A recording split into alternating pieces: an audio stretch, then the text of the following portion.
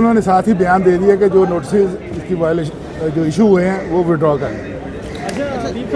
उनके ये बयान की रोशनी में ही उन्होंने फिर रिट डिस्पोज ऑफ कर दिया। अच्छा सर, मेरा आपसे ये क्वेश्चन है कि जो आपको नोटिस आया वो आया 5 जनवरी के बाद आया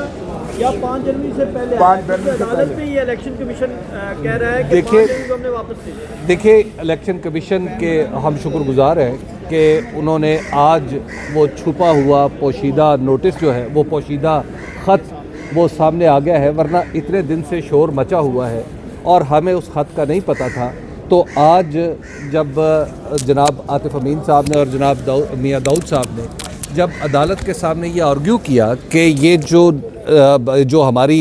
मजबूरी तौर पर हमारा जो आज़ादी इज़हार है और आवाम का जो आगही का हक़ है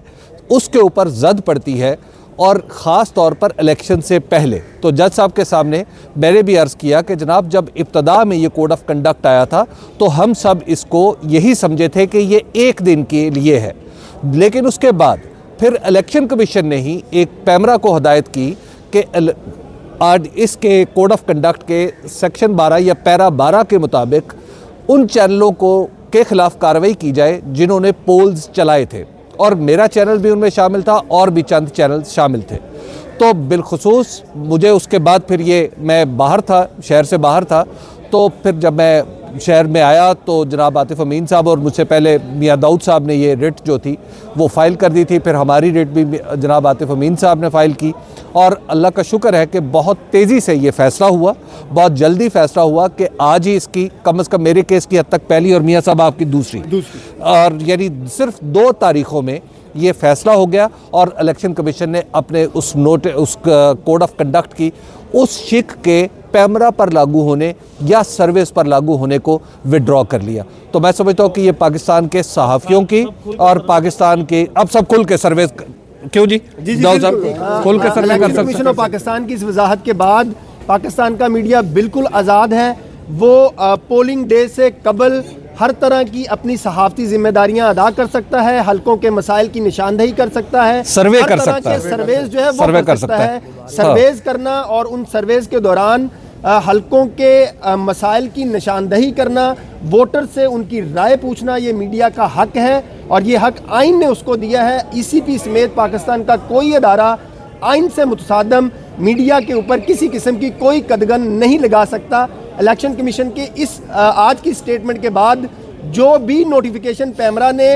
मुख्तलिफ सहाफ़ियों को जारी किए थे वो सारे के सारे आज खुद जो है वो ख़त्म हो गए हैं। इलेक्शन कमीशन के वकील ने ये स्टेटमेंट रिकॉर्ड करवाई है अदालत के रूबरू कि जो भी नोटिफिकेशन नोटिस जो हैं वो पैमरा की तरफ से हमारे लेटर की रोशनी में जारी हुए हैं, हम उन सब को विड्रॉ कर लें। और फिर एक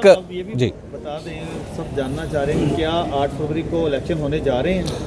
देखिए, इसमें इलेक्शन की तवक्को हमें रखनी चाहिए, और मैं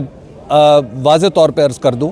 कि इलेक्शन डेफिनेटली हम सब ने देखा है अपनी आंखों से कि इलेक्शन वक्त पर नहीं हुए बिलखुसूस 2 सूबों के, लेकिन इस वक्त जो उस पूरी इक्वेशन में तब्दीली है वो हमारे चीफ़ जस्टिस जनाब जस्टिस काजी फ़ाइज़ ईसा है। तो हमें जनाब जस्टिस काजी फ़ाइज़ ईसा साहब ने जैसे कहा कि ये पत्थर पे लकीर है, तो हमें इस पे पत्थर पे लकीर ही समझना चाहिए। दूसरी बात, आज मैं ख़ास तौर पर जनाब जस्टिस अली बाकर नजफ़ी साहब का शुक्रगुज़ार हूँ कि उन्होंने बड़ा वक्त भी दिया, बड़ी हमारी गुफ्तगू भी सुनी,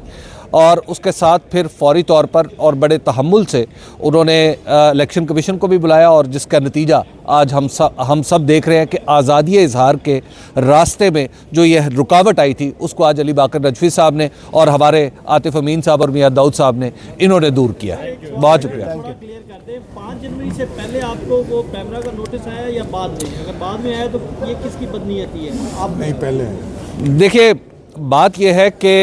इलेक्शन हमने जब ये कहा उस वक्त भी जब पहली बार ये अनडेटेड कोड ऑफ कंडक्ट आया था तो उस वक्त भी मैंने इस पे शोर मचाया था